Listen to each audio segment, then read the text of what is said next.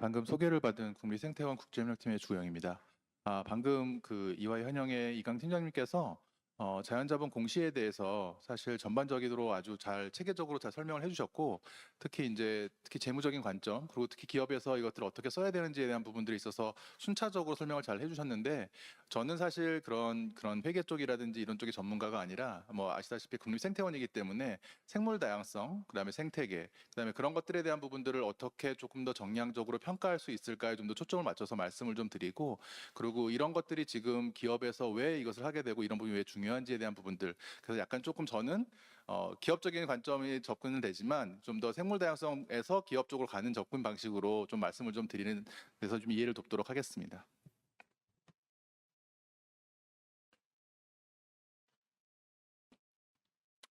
네, 뭐 인용문을 많이 달았는데요. 제가 많이 전에도 인용을 했지만, 뭐 예를 들면 지금 생물 다양성에 대한 그런 위험이 기업들한테 많은 위협이 되고 있고, 그런 것들을 대체대조표에 넣어야 된다라든지, 뭐 이것은 다수급탄한 2021년도 캠브리지 대학 교수가 이제 썼던 뭐 보고서에도 있고요. 그다음에 뭐 2018년도 노벨 경제학상을 받은 사람들이 있어서 경제학 모델에서 자연 자본에 대한 간과했던 부분들이 상당히 많은 부분들이 있어서 불안전성을 갖고 있고, 그런 것들이 사실 이제 지속 가능성에 대한 부분을 투자를 안 하는 것들이 있어서 상당히 큰 대가를 치를 거다, 이런 얘기를 하고 있습니다. 근데 이런 것들을 지금 생태학자가 얘기하는 게 아니라 지금 최근에 있어서는 경제학자와 경제학자에 관련된 사람들이 많은 얘기를 하고 있다는 겁니다. 그래서 그만큼 지금 아까 이강 팀장께서 많이 강조를 했지만, 최근에 들어서 이제 기업이라든지 경제 활동에 있어서 자연과 자연 자본 또는 생태계한 부분들이 절대 떨어질 수 없다라는 것들에 대해서 많이 하고 있고, 결국은 그것이 자연에 대한 손실이 결국은 우리 인간과 그다음에 경제 기업들한테 엄청난 큰 피해를 가져올 것이다라는 부분들을 계속적으로 경고하고 알려주고 있습니다. 뭐 다 아시다시피 그전에도 말씀드렸듯이 이제 저희 지금 현재 나고 있는 것에서 GDP 절반 이상이 자연에 의존하고 있다라고 평가가 되고 있고, 그다음에 S&P 글로벌 1200 같은 경우에 있어서도 80% 거기에 있는 1200개 있는 기업 중에서 85% 이상이 자연에 의존하고 있다고 얘기를 하고 있고요. 그중에서 특히 건설업, 농업, 신식음료가 많은 부분을 차지하고 있다고 얘기합니다. 그리고 뭐 여기 아래에서는 지금 이제 1970년 이래로 특히 척추동물이 이제 68% 거의 70% 가까이가 사라졌다고 얘기하고 있는데, 그리고 이제 특히 식량이라든지 에너지, 그 다음에 이제 건설과 같은 기본 인프라 같은 경우에 있어서는 우리가 압력을 90% 이상에 대한 부분들에서 생물 다양성에 압력을 주고 있다는 부분들이 있는데요. 아까 이제 말씀하셨듯이 이제 이런 많은 부분들이 앞으로 생물 다양성의 기후 변화뿐만 아니라 생물 다양성에 많은 위기가 있다는 부분들 얘기를 하고 있고, 그다음에 아까 말씀드렸듯이 이런 것들이 왜 발생하냐면 자연 자본에 대한 이렇게 손실이 되게 되면 결국 우리가 많은 부분들이 생산 자본에 관련된 부분들을 상당히 높이게 되면 거기에 따라서 반대급부로 그것을 이용하는 자연 자본, 여기 오른쪽 위에 있는 그래프와 같이 자연 자본에 있는 손실은 일어날 수밖에 없다라는 거죠. 그래서 지속 가능한 이용을 하지 않으면 우리가 계속적으로 생산 자본을 이렇게 높여가면 높여갈수록 자연 자본은 손실이 돼서 결국은 생산 자본에 대한 부분들이 붕괴하거나 망가질 수 있다는 부분들을 경고하고 있습니다. 특히 저희가 왼쪽 아래를 보시면 포유류 같은 경우에 있어서는 96%가 현재 인간과 가축입니다. 4%만이 야생동물이 남아있는 상태입니다. 그래서 상당히 심각한 영향을 주고 있고요. 지금 제가 이번 주에 다시 확인한 걸 봤을 때는 아까 조금 전에 보셨을 때 68%였잖아요. 2015년도까지 5년 사이에 또 5%가 늘었어요. 그래서 73%가 지금 다시 또 사라지고 있습니다. 그래서 이만큼 되게 빠른 스피드로 상당히 이제 이렇게 지금 야생동물과 우리 주변에 있는 것들이 사라지고 있다라는 부분들이 있습니다. 야생동물이 사라지게 되면 생태계 자체가 기능을 못하게 돼서 결국 자연자본이라는 부분들이 손실될 수밖에 없다는 부분이라는 거죠. 그래서 이런 부분에서 많은 부분들이 있어서 TCFD가 2017년에 나온 이래로 그 후로 빠른 속도로 지금 자연 자본에 대한 부분들이 이슈화되고 있고, 특히 이제 2022년도, 2023년도 이제 G20이라든지 이런 정상들도 이제 이런 자연 자본에 대한 중요성을 얘기를 하고 있고, 세계 경제 포럼에서 계속적으로 이제 이런 것들을 최근에 얘기했기 때문에, 그래서 작년에 이제 TNFD가 처음으로 이제 권고안을 냈고, 그다음에 이제 그 강정 팀장님께서도 발표하시겠지만 유럽에 있는 CSRD 같은 경우에서도 이제 생물 다양성에 대한 부분들도 이제 공시를 해라. 물론 아직 우리나라는 의무사항은 아니지만 지금 당장 유럽 기업들은 이제 올해부터 의무사항이 되는 그런 부분들을 규제에 들어가고 있습니다. 아까 이건 팀장님께서 이것들 잘 설명을 해주셨는데요. 제가 조금 더 여기서 이제 같은 내용이지만 14개 중에서 강조하고 싶은 부분이 지배구조와 그다음에 경영전략, 지배구조 3번에 있는 부분과 그다음에 경영전략의 7번 부분입니다. 보시면은 다른 것들은 비슷한데 TCFD 기후 변화에 있어서는 그 고려하지 않은 사항이 뭐냐면 이 생물 다양성 분야에 있어서 자연 분야에 있어서는 그 지역에 살고 있는 원주민이나 지역 주민, 이해관계자를 존중하고 고려해야 된다는 부분들이 있습니다. 이것은 제가 이제 그다음에 얘기할 이 장소와 관계가 있는데요.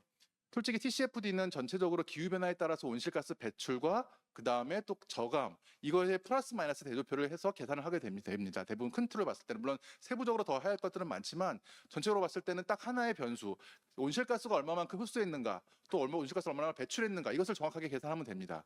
그런데 자연 자본에 있어서는 훨씬 복잡하다는 이유가 뭐냐면 장소에 따라서 다르기 때문입니다. 그 장소라는 것은 뭐냐면 생태계는 미국에 있는 생태계와 우리나라 생태계 다르고 그다음에 남극에 있는 생태계가 다르고 그다음에 남미와 그다음에 또 캐나다라든지 이런 러시아에 있는 생태계가 다 다릅니다.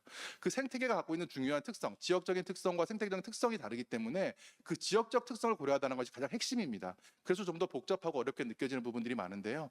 따라서 그래서 전체 글로벌에 있는 것들에 있어서 플러스 마이너스가 상당히 어려운 부분이 있다는 겁니다. 그래서 지역적 특성을 고려하는 데서 두 가지 부분이 그 지역에 살고 있는 원주민과 사람들, 원주민과 지역 주민들 그리고 그 장소에 있는 생태계적 특성을 고려하라는 부분들이 가장 중요한 특징입니다. 이 부분이 아마 조금 더 이것이 어렵고 복잡하게 느껴지는 부분이 아닐까라는 생각이 듭니다. 그리고 그 지역마다 있는 기업들이 펴져 있는 그런 여러 가지 밸류 체인에 있는 서플라이 체인이라든지 이런 밸류 체인에 있는 부분들에 있어서 그런 지역에 있는 생태계적인 평가를 하라는 것들이 아마 조금 더 좀 어렵고 그다음에 그런 것들이 복잡하게 느껴지지 않을까라고 생각이 좀 듭니다. 그래서 이 부분에 있어서는 좀 넘어갈 텐데 아마 그 다음에 강전 팀장님께서 현재 이제 EU에서도 공식적으로 채택을 했고 우리나라도 아마 3년 뒤부터는 이제 이것을 의무화시켜서 유럽에 이제 수출하거나 공급망이 있는 경우에 있어서는 해당이 되지 않을까라고 보여지고요.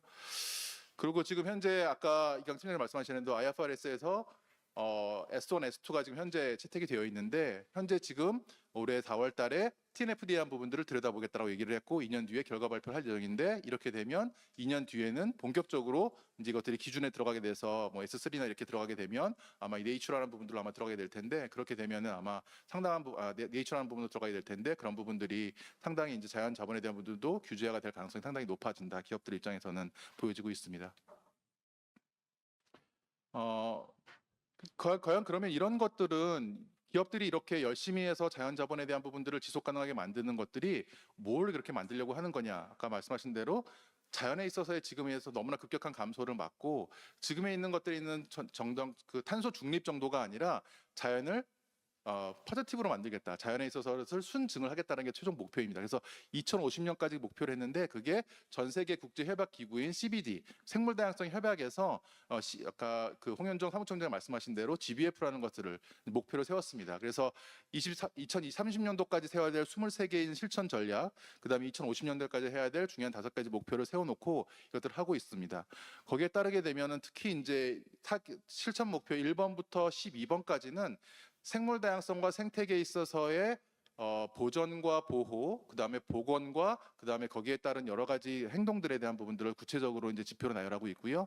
그다음에 여기서 보시다시피 15번 같은 경우에 있어서는 TNFD에 대한 내용들이 들어 있습니다. 그래서 자연과 관련된 기업과 금융이 자연의 의존도와 영향을 모니터링해서 그런 것들을 평가하고 결과를 공개하도록 하는 부분들이 2030년까지 모든 기업들이 하는 부분들이 돼 있고 그래서 각 국가별로 이제 이런 것들을 보고해야 되는데 그러면 각 국가별로 각 국가에 있는 많은 기업들이 얼마나 많은 기업들이 하고 있는지를 이제 리포팅을 해야 됩니다. 그래서 그런 부분들이 실제적으로 작동을 할 수밖에 없는 상황이고요. 그런 부분들이 이제 우리나라도 작년에 그래서 5차 생물 다양성 전략을 수립했는데 거기에 이제 14번에 따르면 그런 부분들을 이제 환경부라든지 각 정부 부처가 적극적으로 도와서 기업이 공시할 수 장려하도록 하고 있습니다.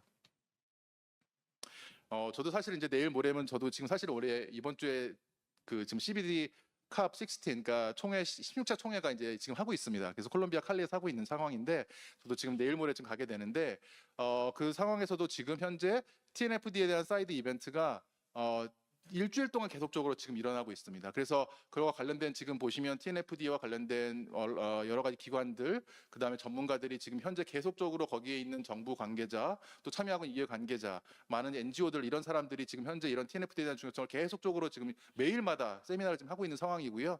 그런 부분들이 지금 현재 생물 다양성 분야와 이런 정제 분야가 상당히 이제 같이 연결돼서 하고 있다라는 것들을 말씀드릴 수 있고요. 아까 말씀드렸듯이 현재 416개라는 기업이 올해와 내년도까지 이제 TNFD에 대한 부분들을 보고서를 작성했다고 했고, 우리나라는 내년도까지 해서 이 5개 있는 기업들이 TNFD 얼리 어댑터로 이제 채택이 돼서 5개 기업도 내년도까지는 TNFD에 대한 부분들을 쓰겠다고 얘기를 했습니다. 현재 지금 TNF 포럼에 참여하고 있는 기관은 26개 우리나라의 기관이 있는데, 그 밖에도 사실 우리나라는 지금 더 많은 금융기관, 신한이라든지 많은 다른 금융기관들도 지금 TNFD에 대한 부분들 많이 이미 작성을 하고 있고요. 물론 아직까지 완벽한 형태에 있는 아까 뭐 립과 같은 그런 접근책을 따르고 있지는 않지만 상당히 많은 부분들을 지금 현재 발전해가고 상당히 빠르게 전 진행이 되고 있는 상태입니다. 그리고 아까 이강 팀장님께서 말씀하신 대로 지금 현재 TNFD와 관련된 자연 자본에 대한 부분들에 있어서 공시를 해야 되는 여러 기준들이 나와 있어요. 어떤 부분들은 이제 그 뭐 지금 ESRS 중간에 보이시는 바와 같은 게 이제 규제 그 유럽의 기준에 있어서의 그 규제가 되는 부분도 있고, 이런 TNFD 같은 부분들에 있어서 자발적으로 하는 부분들이 있지만, 이제 TNFD, SBTN 또는 EU에 있는 ESRS, 그다음에 있는 GRI 이런 부분들이 다 이제 다 흩어져 있는 것 같지만, 사실 TNFD가 가장 최신에 나왔기 때문에 이러한 많은 기준들을 다 포함하고 있습니다. 그래서 그런 포함하고 있는 것들을 해가지고 TNFD가 지금 최근에 그와 관련된 기준들에서 무엇이 같고 무엇이 다르고 어떤 부분들이 차별이 있는지에 대한 크로스 매핑 보고서들을 내고 있습니다. 그래서 실질적으로 이런 보고서들에 있는 내용들을 들여다보면 어떤 기준에, 기업에서 어떤 기준에 대한 부분들을 이미 준비해 왔더라도 각각 TNFD에서 하는 부분들을 따르게 되면 이런 부분들이 이런 거 여기가 커버가 되고 여기가 미싱이 되는지에 대한 부분들을 다 알 수 있게끔 현재 그런 작업들이 같이 연계되고 있습니다. 그래서 말씀하신 대로 그러면 이제 TNFD에 대한 부분들을 보고서를 많이 이제 14개를 써야 되는데, 그 14개를 쓰는 것들에 있어서는 다른 TCFD에서 별로 차별점이 없어서 구체적으로 어떻게 써야 되냐는 질문들을 상당히 많이 했는데, 아까 말씀드렸듯이 이런 자연 자본에 대한 부분들이 기후 변화에 따른 온실가스 배출과 많이 다르기 때문에 좀 더 다른 식의 접근 방법이 필요한데, 그것을 립이라는 자연 자본 평가 접근 방법을 따르게 됩니다. 말씀드렸듯이 보시면 이제 LEAP인데, 아까 말씀드렸듯이 이제 그러니까 로케이션에 대한 부분 강조성이 맨 앞에 나와 있습니다. 그래서 결국 기업의 자기 활동하고 있는 장소가 어디냐, 이게 바로 자연자본에 있어 평가의 가장 핵심입니다. 그것만 결정이 되면 사실 거의 절반 이상이 사실은 이런 평가에 관련된 부분들을 해결했다고 볼 수 있고요. 거기에 따라서 발생할 수 있는 여러 가지 자연자본에 대한 의존성과 영향을 정량적으로 평가해서 그다음에 리스크가 무엇인지 확인한 다음에 그 리스크를 어떻게 확인하고 그런 것들에 대한 부분들이 있는 것들을 어떻게 저감하고 관리해서 목표를 세워서 갈지에 대한 부분들로 이렇게 순차적으로 쓰게 되면 아까 이강 팀장님께서 체계적으로 보였던 모습대로 평가를 할 수 있게 됩니다. 저는 그 부분에서 특히 이제 그 로케이션과 이밸류에이션에 대한 부분들에 있어서 좀 더 말씀을 좀 드리고, 그 다음에 어세스에 해당되는 리스크의 평가 부분들을 어떻게 해야 되고, 실제적으로 그러면 그 리스크가 나왔지만 우리가 그럼 뭘 해야 되는지에 대한 부분들을, 활동에 대한 부분들을 조금 더 말씀드리는 것으로 마무리할까 합니다. 그래서 말씀드린 순서대로 보시면 이렇게 장소에 대한 부분들, 아까 이제 스코핑에 대한 부분들을 했다고 치면 장소에 대한 부분들, 사업장이 우리가 지금 활동하는 곳이 어디에 있고 글로벌적으로, 그 다음에 그 활동하는 곳이 각각의 전 세계에 있는 또는 우리나라에 있는 생태계에 어떤 것들이 같이 있는지에 대한 부분들을 확인해야 되는 작업을 하게 됩니다.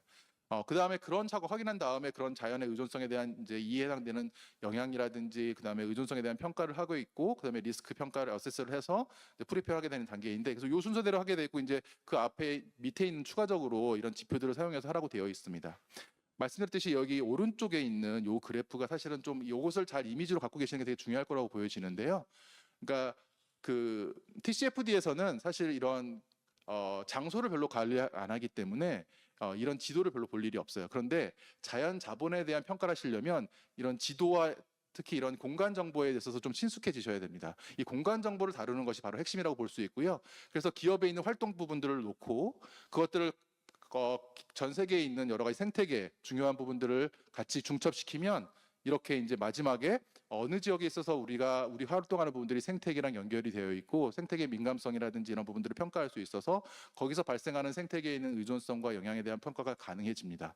이런 중첩을 통해서 이제 그런 평가를 하기 때문에 공간 평가를 통해서 나온다는 부분들이 기존에 있는 공시와 조금 다른 부분이다라고 볼 수 있습니다. 그 다음에 이제 이런 장소에 대한 부분들이 구별을 하게 되면, 그러면 아까 이제 이강 팀장님 말씀하신 대로 그럼 우리 산업의 섹터가 이런 섹터고 그 하부 섹터가 이런 섹터인데, 그럼 어떤 그런 자연에 있는 의존성 항목들은 무엇이고 영향이 뭘까를 확인해야 되는데, 이 부분들에 있어서는 물론 세부적으로 각각의 별로 기업들이 할 수 있겠지만 아까 이제 이건 팀장 말씀하신 대로 이미 이제 앙코라는 툴이 있습니다. 이 앙코는 이런 공간적인 분석 툴이 아니라 앙코라는 것들은 이제 전 세계에 있는 문헌들을 전부 다 분석을 다 했어요. 그 문헌들을 분석을 해서 각각 중에서 있어서 자연 의존성, 기업들이 어떤 섹터에 어떤 하부 섹터들이 이런 자연 의존성에 영향이 있더라더라 이런 것들을 높은지 낮은지 세 단계로 해서 로우, 미디움, 하이로 해서 이렇게 세 단계로 분류를 해서 이렇게 다 전부 다 표시를 했습니다. 그래서 이것을 히트맵이라고 부르는데 각각 섹터별로 해가지고 이런 것들에 대한 부분들이 어디가 높고 낮은지를 다 분리를 했습니다. 제가 노란색으로 표시한 부분들은 이미 자연 의존성과 영향이 상당히 높은 지역으로 이렇게 3개 이상, 5개 이상 되는 그런 높은 지역을 갖고 있는 섹터별로 표시한 겁니다. 그래서 1번을 보시게 되면 특히 이제 농식품이라든지 그다음 담배 산업이라든지 그다음에 이제 특히 이제 자연자원을 캐내는 엑스트라 커베이츠라든지 이런 부분들, 그다음에 이제 식량이라든지 그다음에 식품과 관련된 부분들, 그다음에 이제 에너지와 관련된 부분들, 그 다음에 뭐 이동이라든지, 그 다음에 그런 것들에 대한 여러 가지 유틸리티에 대한 부분들, 이런 섹터들이 지금 상당히 이제 많은 부분들에 있어서 자연에 대한 의존성과 영향 부분들이 높다라는 것들이 나와 있습니다. 그래서 전반적으로 이미 사실은 자기네 지금 사업 그 기업에서 자기가 어떤 섹터이고 어떤 하부 섹터인지를 알게 되시면 이것은 이미 판단이 됩니다. 더 세부적인 부분들에 있어서 있는 섹터 부분들은 각각에 있는 내용들을 가지고 아까 말씀하신 대로 더 세부적으로 정량적이거나 정성적으로 평가할 수 있겠지만 이미 이 정도의 평가들은 이미 나와 있기 때문에 이것을 가지고 앵커 툴을 사용하셔도 되고 이미 이것을 가지고 하시면 될 것 같습니다. 그다음에 로케이션에 대한 평가 부분을 아까 제가 말씀드렸듯이 그 각각의 비즈니스가 갖고 있는 여러 가지 뭐 직접 운영하고 있던 아니면 서플라이 체인을 갖고 있던 것들에 있는 위치를 놓고 이제 생태계적으로 민감하거나 생태계에 있는 것과 이제 그것을 이제 중첩을 시켜야 되는데요. 이제 이 부분이 핵심인데 그러면 중첩할 때는 뭐를 봐야 되느냐? 근데 이 중에서 가장 중요한 것 중에 이제 우선 지금 하나 정도를 우선 걸리는 것이 있는지 봐야 되는 부분들이 있습니다. 그래서 생태계 민감 지역에 대한 부분들에 있는 것들이 과연 내가 하고 있는 활동 사업들과 어떤 중첩되거나 아니면 인근에 있는가를 확인을 해야 돼요. 그래서 첫 번째는 생물종에 대한 생태계 생물적 다양성에 대한 부분들을 봐야 돼요. 그 아마 제가 대부분 그 기존에 지금 우리나라에서 조금 접근했던 그래도 TNFD를 조금이라도 했던 그런 기업들이 있는 그 보고서들을 보게 되면 생물 다양성 중요지라고 하게 되면 멸종 위기종만 보시는 것 같아요. 대부분 그러니까 뭐 IUCN에는 레드리스트라든지 멸종 위기종 리스트가 우리 근처에 있더라 이것만 보시게 되는데 사실 생물 다양성은 생물종에 있는 것을 얘기하는 것이 아닙니다. 생물 다양성이라는 것은 세 가지 큰 다양성이 있는데 유전적인 다양성, 그다음에 종에 대한 다양성, 그리고 생태계적인 다양성을 말합니다. 그래서 생태계적 다양성에 있어서 공간에 대한 다양성이 들어가기 때문에 그 세 가지를 전부 다 고려해야지 생물 다양성을 고려하는 것이지 멸종위기 종만 보게 되면 사실은 되게 부분적으로 보시는 거다라고 말씀을 좀 드리고 싶습니다. 그래서 말씀드렸듯이 보호지역이라든지 전 세계적이거나 국내에서 보고 있는 보호지역이라든지 멸종위기종이라든지 또는 뭐 철새 이동 통로 지역 서식지라든지 이런 것들에 대한 부분들이 있는지에 대한 부분들을 보셔야 되는데 현재 글로벌에 대한 플랫폼들은 옆에 있는 이런 나열된 것들이 많이 있습니다. 그래서 글로벌 스케일이라는 것들 이런 것들을 사용할 수 있지만 실질적으로 국내에서 하고 있는 사업장에 대한 부분들은 이것을 가지고 좀 나오기에는 해상도가 너무나 러프해서 좀 어려움이 있는 것은 사실입니다. 그래서 그런 부분들에 있어서는 현재 국가 단위라든지 또는 생태원에 있는 그런 자료들을 활용해서 하실 수가 있을 거로 보여지고요. 그 밖에는 이제 생태계 온전성, 생태계가 얼마나 건강한지 그리고 생태계의 기능을 얼마나 하는지에 대한 평가를 할 수 있는 지표들이 나와 있고 그런 것들을 이제 볼 수 있는 부분들이 있고요. 또는 생태계 서비스를 많이 주고 있는지 아니면 물에 대한 부분들이 리스크가 있는지 생태계 서비스를 많이 제공하는지 이제 이런 것들에 대한 것들을 판단을 하셔서 이제 평가를 한 다음에 그런 민감 지역이 우리 활동 지역과 얼마나 그 직접적으로 뭐 1km, 5km, 10km 이런 범위 내에 있는지에 대한 부분들을 보시면 될 것 같습니다.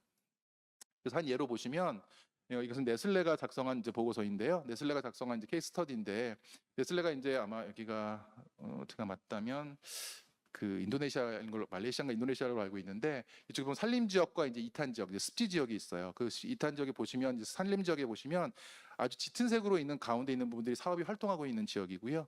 주변 버퍼를 이용해서 그 지역의 산림 지역 또는 민감한 지역이 있는지에 대한 부분들을 보고 그런 지역이 중첩이 되는 지역들이 어느 정도를 커버를 해서 생태계가 과연 사회가 그 사업들이 얼마나 면적이 있는지에 대한 부분들을 계산을 하게 됩니다.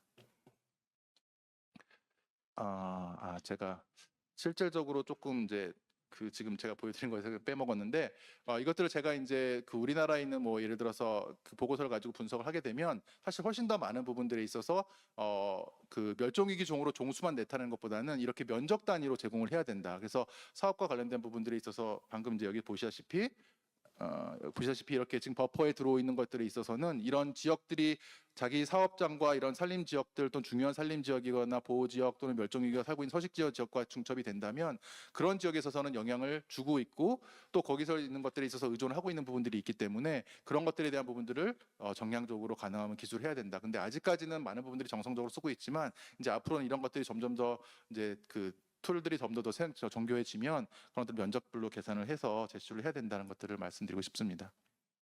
그러면 이제 그런 것들에 대해서 장소에 대한 부분들이 있어서 면적이나 상태 이런 것들이 평가가 되고 나면 실제적으로 기업에서 어떤 그러면 요소들이 자연 의존성 및 영향을 평가해야 되는가라는 부분들을 해야 되는데요. 그러면 이제 실제적으로 자연을 의존하고 있는 있어서 요소는 무엇이고 영향은 무엇인지에 대한 부분들을 인식하고 그런 것들에 대해서 평가를 해야 되는데 지금 현재 나와 있는 글로벌적인 좋은 예시라고 보여지는 것들도 아직까지는 이렇게 정성적으로 평가를 하고 있고요. TNFD 권고안에서도 지금 현재 보게 되면 지표에서도 아직까지는 이것들을 플레이스홀더라고 넣어서 지표를 확정하지는 못했습니다. 그래서 아직까지는 지표에 대한 부분들을 정성적으로만 이렇게 표시를 하도록만 제기가 되어 있는데요. 여러분이 사용할 수 있는 지표들은 이렇게 이제 되어 있습니다. 크게 5가지에 대한 영향 요인에 대한 부분들, 생태계에 있어서 아까 면적에 대한 부분들은 제가 로케이션을 말씀을 드렸죠. 그래서 면적에 대한 부분들에서 얼마나 사업이 이제 차지하고 있는지에 대한 말씀을 드렸고, 오염이라든지 자연자산의 이용이라든지 생태계 교란이라든지 이런 것들에 대한 부분들이 이미 지금 환경에 영향을 주고 있는데 그런 것들에 대한 부분들은 이미 기업들이 우리나라 기업들은 사실 우리나라 법 환경 규제가 상당히 까다롭기 때문에 많은 부분들이 이런 오염물질이라든지 폐기물이라든지 그다음에 자연자산의 이용에 대한 부분들이 있는 부분들을 많이 갖고 있습니다. 그래서 그런 것들을 잘 작성하시면 되고 다만 지금 마지막에 있는 자연 상태나 자연 의존성에 대한 부분들에 있는 것들이 조금 어려운데 이런 부분들이 아직까지는 지금 플레이스홀더로 지표가 확정이 안 된 상태지만 조만간 이런 부분들이 확정이 돼서 지표로 나오게 되는데 예시를 들면 이제 생태계 아까 말했던 양이나 면적 부분이나 질과 해당되는 부분, 이제 질과 해당되는 것은 아까 말씀드린 생물 종에 대한 부분이라든지 뭐 탄소라든지 물에 대한 부분들 이런 것들이 들어갈 거고요. 그러면서 발생되는 생태계 서비스 부분들이 있습니다. 예시를 들면 이제 자연의 상태에서 이제 이렇게 보실 수가 있는데요. 이제 생태계에 있어서 면적에 대한 부분들에 있어서는 이제 이런 지표들이 지금 현재 나와 있는 전 세계적으로 쓰이는 지표들이 있습니다. 이런 지표들을 가지고 이제 이 중에서 이제 아마 실제적으로 이제 아마 TNFD 권고안 또는 다른 기준에서 사용할 수 있는 지표들을 좀 더 이제 핵심 지표들을 제시할 예정인데 이런 것들을 통해서 이제 제시된 값들을 제시하게 되면 이제 높은지 낮은지에 대한 특히 이제 리스크를 평가할 때 어떤 지표나 이런 것들이 높게 이런 생태계 구조라든지 자연의 상태 부분들을 알 수 있을 걸로 보여지고요. 그다음에 생태계 서비스에 대한 부분들도 이제 크게 보면 공급, 문화, 조절, 유지 서비스 이렇게 나와 있는데 이런 것들도 각각에 대해서 어떤 부분들 뭐 예를 들면 우리나라 반도체 기업들이 상당히 물에 많이 의존하고 있을 텐데 그럼 유량 조절이라든지 이런 서비스에 대한 부분들이 있는 양이라든지 이런 생태계 서비스 의존적인 부분들을 양으로 제시할 수 있고 수질이라든지 또는 뭐 자연재해로부터 또 이런 것들이 안전한지 또 생태계 교란 식물이라는 것이라든지 아니면은 뭐 온실가스에 대한 부분들 그다음에 이제 이런 것들을 목재라든지 이런 부분들에 대한 부분들을 실질적으로 계산을 해서 제공을 할 거 있고요. 뭐 생태원에서 이런 관련된 부분에서 생태 서비스에 대한 평가를 국가 단위에서 진행하고 있습니다. 그래서 아까 말씀하신 대로 이것은 이제 기린이 가장 최근에 낸 이제 ES 그 지속 가능성 보고서인데 각각에 대해서 이제 TNFD에 대한 이런 핵심 지표들을 가지고 쭉 이렇게 했어요. 그래서 처음에 있는 이제 온실가스에 대한 부분들이 있는 부분들, 이것들에 대한 부분들은 이제 SBTI를 가지고 했다라고 말을 하고 있고, 실제적으로 생태계에 대한 면적에 대한 부분들을 이렇게 얘기하고 있는데, 공간적으로 면적을 우리가 차지하고 있는 것들에 있어서는 22만 8천 헥타르 정도 되는데, 그 중에 있어서 이제 우리가 공간적으로 이렇게 각각에 있어서 중요한 그 원자료를 쓰고 있는 그런 대상 지역에 있는 서식지의 면적을 다 계산을 해서 우리가 실제적으로 생태계 영향을 미치고 있는 풋프린트가 이 정도 된다라고 얘기를 하고 있고. 그 중에서 우리가 특히 이제 그런 토지 변화를 일으키고 있는 지역들이 있는데 그 지역이 열대림에서는 약 4만 6천 헥타르 정도 되고 온대 여기 포도원을 가지고 있던 부분들이 있어서는 50 헥타르 정도 우리가 자연에 있어서 생태계를 변화시켰어라고 얘기를 하고 있는데 그 해당되는 면적만큼 우리가 얼마만큼 우리가 노력을 해서 그런 것을 복원했는지에 대한 부분들을 이렇게 밝히고 있습니다. 그다음에 이제 플라스틱 폴루션에 대한 부분들도 이렇게 이제 오염시켰는데 이런 톤들에 대한 부분도 우리가 재활용했어라는 부분들을 이렇게 제시하고 있고요. 하지만 말씀드렸듯이 이제 이렇게 지금 자연의 상태라든지 이런 부분들에 있어서 특히 침입 외래종과 관련된 부분들에 있어서는 TNFD에 있는 지표가 없어서 아직 우리가 못했어라고 이렇게 보고를 하고 있는 상태입니다. 그래서 이런 부분들에 있는 상태가 지금 현재 상태라는 것을 아시고 단계별로 지금 다 접근이 되고 있고 이런 것들을 전부 더 차근차근히 만들어 가서 전 세계에 있는 기업들이 TNFD에 있는 것들을 전부 다 이렇게 완성해 가고 있는 단계에 있기 때문에 저희 나라도 이렇게 단계별로 해 나간다면 아마 제 생각에는 조만간 이런 부분들도 결정이 되지 않을까라고 보여집니다. 말씀드렸듯이 이런 것들에 있어서 글로벌로 쓸 수 있는 툴들은 이렇게 많이 있습니다. 그래서 영향에 대한 평가를 하기 위한 툴들, 그다음에 의존성에 대한 평가를 할 수 있는 툴들이 이렇게 있는데요. 실제적으로 이것은 글로벌 스케일이기 때문에 말씀드렸듯이 세부적인 것들에 있어서, 그러니까 2차적인 데이터 수준에 있어서 평가는 갑니다. 트렌드를 본다든지 전체적으로 흐름을 보는 데서는 다 가능하지만 실제적으로 여러분들이 평가를 하고 그다음에 기업에 있는 사업장을 운영하는 거에 있어서는 훨씬 더 그보다는 디테일한 조금 더 자세한 데이터를 써서 분석을 해야 된다는 것들을 말씀을 드리고, 그런 것들에 있어서는 각 그 국가라든지 또는 각각 그 사업장별로 또는 그거 관련된 기관이 있는 그런 데이터 또는 직접적인 조사를 통해서 상세 분석을 해야 될 부분들로 점점점 발전이 되지 않을까라고 보여집니다. 현재 생태원에서는 지금 이제 에코뱅크를 통해서 멸종위기종, 저희가 멸종위기종 같은 경우에 있어서는 위치 정보를 줄 수가 없어요. 그럼 법적으로도 불가능해요. 그래서 지금 저희가 지금 제공하고 있는 것들에 있어서는 현재 시군구 단위에서 어떤 멸종위기종이 있는지에 대한 부분들을 알려드리고 있습니다. 그래서 현재 우선 사업장이 자기네 지금 기업이 있는 각각에 있는 사업장 내에서 시군에 있는 부분들을 놓게 되시면 최소한 멸종위기종에 있는 부분들에 있어 정보들은 아주 갈 수 있고, 그것을 통해서 여러 가지 면적이라든지 것들도 계산이 가능할 것으로 보여집니다. 물론 저희가 생태원이 이것뿐만 아니라 그 밖에 있는 많은 부분들에 있어서 기업들이 쓸 수 있는 그런 아까 말씀드린 자연의 상태나 생태 서비스에 대한 정보들도 제공을 점점점 저희도 계속 개발을 해서 제공할 예정입니다. 그러면 이렇게 말씀드렸듯이 자연의 의존성과 영향에 대한 평가를 하고 나면 이제 그런 것들 중에서 아까 상당히 높은 위험성이 상당히 많은 영향을 끼치고 있는, 아까 세 단계로 난다면 하이에 해당되는 자연의 의존성과 리스크 영향이 하이에 해당되는 부분들에 있어서의 지표란 이런 부분들이 있을 텐데, 그런 것들에 있어서 이제 평가를 하게 되면 이런 한 5개 정도에 있는, 아까 이강 팀장도 말씀했듯이 5개 정도에 있는 평가의 위험들을 보게 되는데, 특히 이제 여러 가지 이제 제가 지금 하고 있는 것들은 이제 이것은 아까 뭐 다 아시겠지만 이중 중대성 또 이중 중요성을 가지고 사실 하는 평가잖아요. 그러니까 재무적인 중요성 평가는 아까 이강 팀장께서 많이 말씀하셨습니다. 근데 제가 하는 것은 임팩트, 그러니까 영향에 대한 중요한 임팩트 머티리얼에 대한 부분들에 있어서 말씀을 많이 드리는 부분들을 말씀을 좀 제가 드리는 거고, 특히 그런 부분에 있어서 맨 첫 번째 있는 물리적 위험에 대한 따르는 많은 부분들이 리스크가 생기고, 그것들이 결국은 여러 가지 제도적 전환이나 시장 전환에 대한 부분들에 있어서 영향을 미친 다음에 결국은 평판이나 그다음에 이제 이런 것들로 결국 영향을 미치게 된다라는 부분들이 있습니다. 그래서 가장 첫 번째 제가 아까 전절에 보였던 것들은 많은 부분들이 이런 물리적 위험에 해당되는 부분들이 상당히 많은 부분들이고, 이 물리적 위험을 통해서 많은 부분들이 서로 연쇄적으로 다른 위험들에 영향을 미치는 이런 형태를 가지고 있다는 것들을 알고 계시면 좋을 것 같고요. 그래서 그 개념 틀로 보시게 되시면 실제적으로 왼쪽에 있는 자연이 있고 그 위쪽에 있는 의존성과 맨 아래쪽에 있는 영향에 대한 평가를 통해서 결국은 있어서 이렇게 이제 리스크에 대한 평가를 할 때 리스크에 대한 부분들이 세 가지 요소가 있는데, 얼마나 취약한지, 그리고 얼마나 위험 요소가 무엇인지, 그리고 얼마나 노출되어 있는지, 이 세 가지에 대한 부분들에 있어서 리스크를 놓고 가장 중첩되고 있는 가장 핵심적으로 가운데에 있는 교집합 부분, 이게 바로 자연과 관련된 리스크다라고 평가가 되시고, 이것을 통해서 가장 중요한 중대성을 가지고 있는 리스크라고 보시는 평가를 한 다음에 그걸 통해서 아까 전 재무적 리스크라든지 아니면 임팩트에 대한 그런 그 중요성이라든지 것을 평가하시는 거로 이해하시면 좋을 것 같습니다.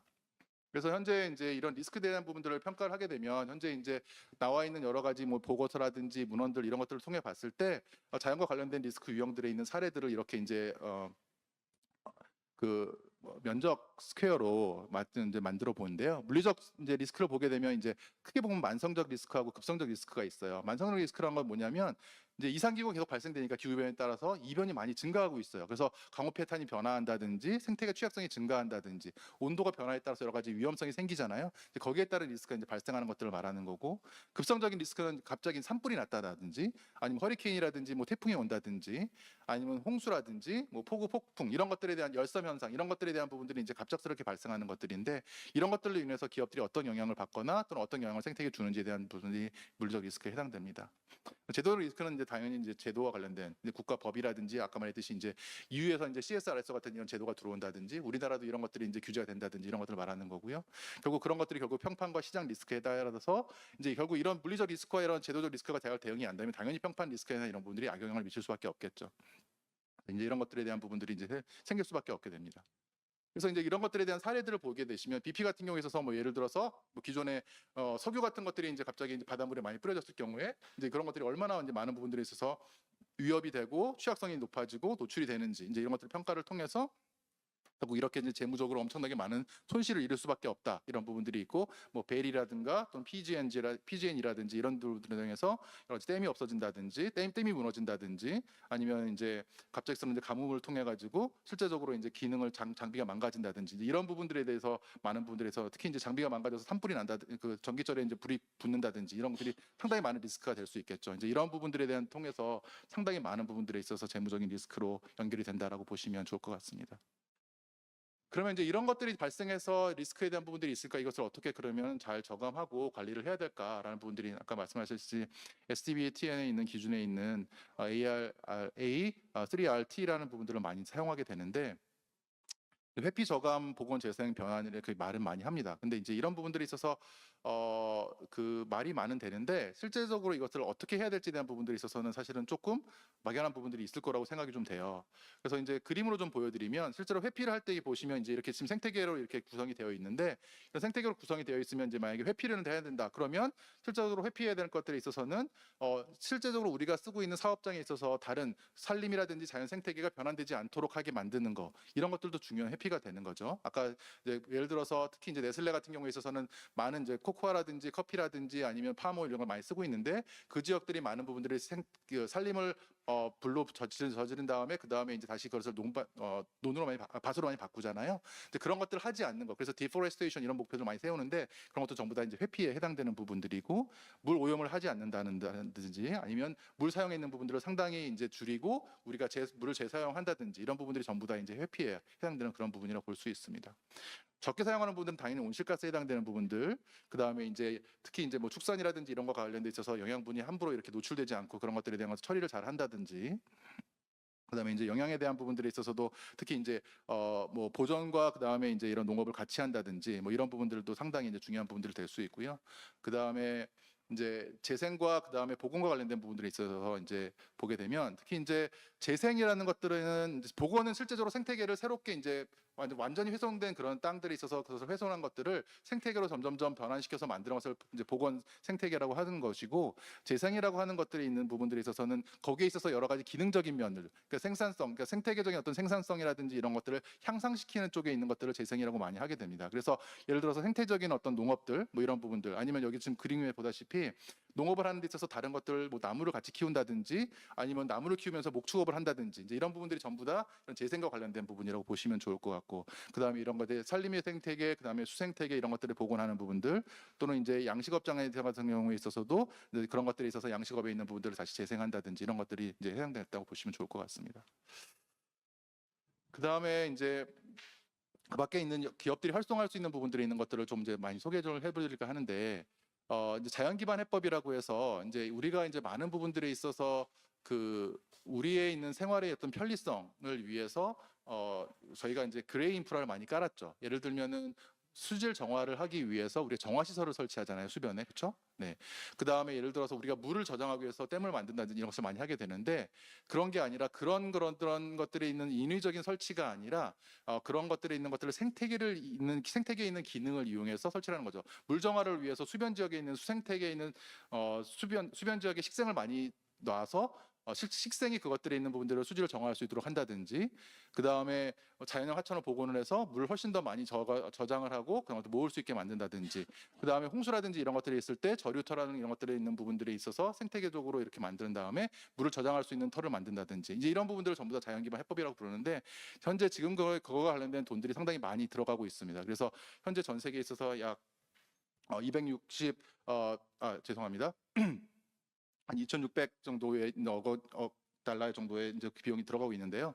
이런 정도의 비용이 들어가고 있는 부분들에 있어서 많은 부분들이 특히 이제 그런 서플라이 체인을 지속하게 만든다든지 생물 다양성 업셋을 한다든지 그다음에 이제 생태 서비스 지불제를 한다든지 이런 돈들로 많이 가고 있습니다.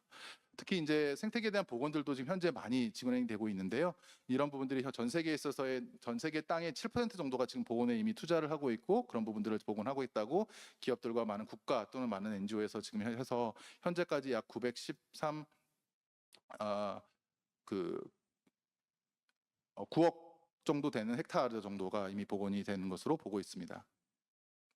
그다음에 생물 다양성 크레딧이 현재 이제 활발하게 좀 더 형성화되고 있는데요. 이것은 탄소 배출권 거래라고 생각하시면 좋을 것 같습니다. 단지 그것을 탄소가 아니라 생물 다양성으로 바꾸는 건데 실질적으로 그럼 기업에서 이런 것들에 대한 부분들 우리가 복원을 하거나 이런 부분들을 해서 실제적으로 이제 생태계 자체를 늘리게 되면 그것을 평가해서 정말 생태계가 늘렸다는 것이 증명이 되면 인증을 받고 그 인증 것을 마켓에 내놔서 팔 수 있고 거래를 할 수 있게끔 만드는 것입니다. 이제 이런 것들이 지금 호주라든지 영국 같은 데서 지금 진행이 되고 있고 영국은 특히 이제 올해 바이오디버시티 개인이라는 법이 통과됐는데 앞으로 그 영국에서 뭔가 개발 특히 이제 뭐 건설을 하게 되려면 저희가 100헥타르를 만약에 예를 들어서 건설하려고 그러면 120헥타르를 생태계로 만들어 놓지 않으면 더 이상 이제 개발할 수가 없습니다. 그래서 그런 법이 통과될 정도로 이런 부분들이 이제 좀 더 많은 부분들이 있어서 생태계 자체를 늘리고자 하는 부분들이 드러나고 있습니다. 그다음에 이제 유럽에서 이미 시작한 이제 녹색 그 텍서너미라고 하는 분류 체계가 있는데 이제 녹색 분류 체계도 지금 현재 많은 부분들이 이제 업데이트되고 있고 올해 이제 말에 연말에도 이제 한 번 더 업데이트가 될 예정인데요. 이런 부분들이 현재 지금 우리나라 6개 부문, 온실가스에 대한 부분들, 기후변화 적응, 물보전, 순환경제, 오염 방지 관리, 생물다양성 보존과 관련된 부분들이 있습니다.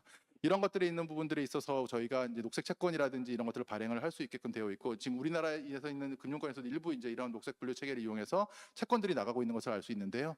이제 그런 것들에 있는 부분들에 있어서 여러 가지 사업들 중에서 생물다양성 보전과 보건과 관련된 이런 사업들이 현재 많이 들어 있고 지금 현재 거기 이제 그 녹색 분류 체계에도 생태계 서비스 지불제 부분도 추가해서 넣으려고 하고 있습니다. 그래서 그런 부분들이 기업들이 좀 더 많은 활동에 대한 부분들을 그런 채권이라든지 이런 것들을 통해서 투자하고 그런 투자를 받아서 이런 것 사업을 할 수 있는 부분들에 있는 길이 열리고 있어서 많은 부분들에 있어서 이제 이렇게 생물 다양성의 보존과 보건과 관련된 부분들에 있어서 재정적인 부분에 있어서도 상당히 많은 여지가 이제 생기고 있다라고 볼 수 있을 것 같습니다.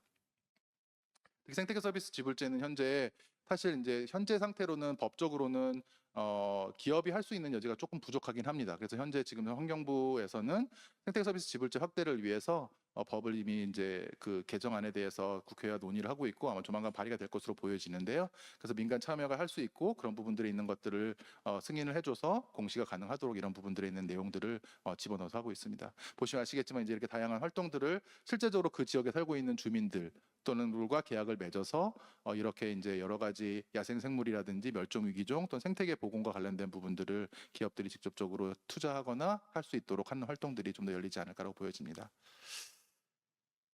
결국 그런 거는 왜 이런 것들에 대한 부분들이 결국 이런 것들이 어디로 귀결되냐면 아까 다시 돌아가시면 CBD에 있는 KMGBF에 있는 아까 말씀드린 1번부터 23번까지 목표에 기여하는 것입니다. 그러니까 기업들이 어떤 활동을 해야 될지 잘 모르겠다라고 보시면 다시 가장 첫 번째 뭘 보시는 건 좋으냐면 KMGBF에 있는 1번부터 23번에 있는 것을 보시고 여기에 있는 것들에 있는 내용들에 있는 것들을 어떻게 기여할 것인가로 고민하시면 됩니다. 그래서 이런 것들을 가지고 결국 우리가 하고 있는 것들이 어떤 영향을 주는 데 있어서 이 KMGBF에는 어떤 영향을 주는지를 찾거나 또는 반대로 여기에서 우리 하는 활동들이 여기에 있는 1번부터 23번에 어떻게 기여할 것인가로 보시면 사실은 가장 빠르게 접근할 수 있는 부분들이고 TNFD의 궁극적 목표도 결국은 그런 것들을 통해서 이 GBF를 달성하는 것이 목표입니다. 따라서 결국 그런 목표 그 TNFD 이런 것을 따른다 하더라도 결국 이 GBF와 연결이 되지 않으면 TNFD도 결국 했던 것들이 이 GBF와 연결이 안 되면 아무 의미가 없습니다. 따라서 결론적으로는 이 최종 목표가 이런 것들을 염두에 두시고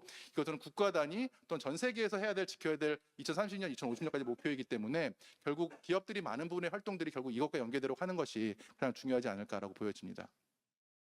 그래서 이제 그런 것들을 보시면 이제 유니레버 같은 경우에 있어서도 많은 부분에서 지속 가능성에 대한 부분들이 이렇게 이제 뭐 기후라든지 그다음에 뭐 자연과 관련된 부분들 이제 쓰고 있는 많은 부분들이 있는데요.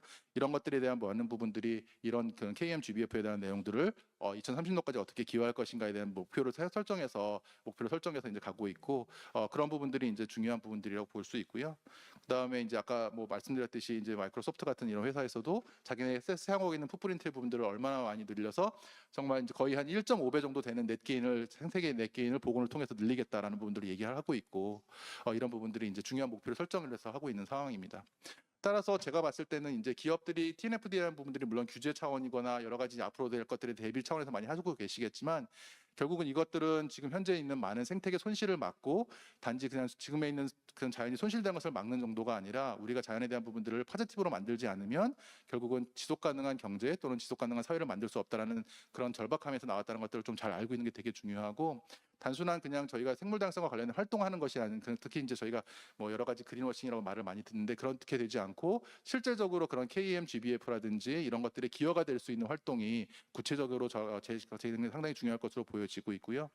앞으로 TNFD와 관련된 부분에서 특히 자연자본에 대한 의존성이라든지 영향평가에 대한 부분들이 복잡하기 때문에 아직까지 결정된 바가 많이 없고, 다양한 부분들이 지금은 툴이라든지 방법론이 제시가 되고 있는 상태이고 아직 표준화가 되고 있지는 않지만 조만간 될 것으로 보여지긴 합니다. 하지만 이런 것들에 대한 부분들이 글로벌 단위 또는 글로벌 단위뿐만 아니라 국가별 또는 각 사업장별로 평가 단위가 또는 평가 방법 데이터들이 마련돼야 되고, 그런 부분들은 국가나 기관에서 좀 더 많이 기여를 하고 지원을 할 필요가 있을 걸로 보여집니다. 그래서 지금은 저희 생태원에서는 이제 이런 것들에 대한 부분들이 있어서 자연자원 평가 체계를 조금씩 구축을 좀 해나가고 있고요. 조만간 이런 부분들이 아까 에코뱅크와 같은 그런 플랫폼을 통해서 기업들이 그런 국가 단위라든지 그런 부분들에 있는 단위에 있어서의 데이터를 또는 그런 정보들을 활용할 수 있도록 저희가 좀 만들 생각이고요. 그래서 결국은 네이처 포지티브에 대한 부분들이 되게 이제 막연할 수 있을 텐데, 이겁니다. 결국은 그것들에 있어서 생물 다양성, 아까 계속 그게 그 네거티브한 그래프를 계속 봤잖아요. 저희가 계속 마이너스로 향하는 그런 그래프를 많이 봤는데, 현재도 지금 그래서 생물 다양성이나 생태계가 아직 근데 거의 마이너스가 되어 있는데, 이런 것들이 2030년대에는 최소한 그때부터는 2030년대는 전환점이 돼서 포지티브로 되는 것들을 목표로 하고 있고, 그래서 2050년이 되면 이렇게 많은 생태계와 생물 다양성이 이렇게 순증을 해서 이런 포지티브가 이루어지면 훨씬 더 우리가 많은 부분에 있어서 경제 활동에도 도움이 될 거다라는 부분들에 있어서 그런 그 선순환적인 어떤 그런 사이클을 만들자는 게 결국은 이런 생태학 쪽은 생물 다양성 하고 있는 그런 분야와 그다음에 경제 분야가 동의한 부분이라고 보시면 좋을 것 같습니다. 자, 발표를 마치겠습니다. 고맙습니다.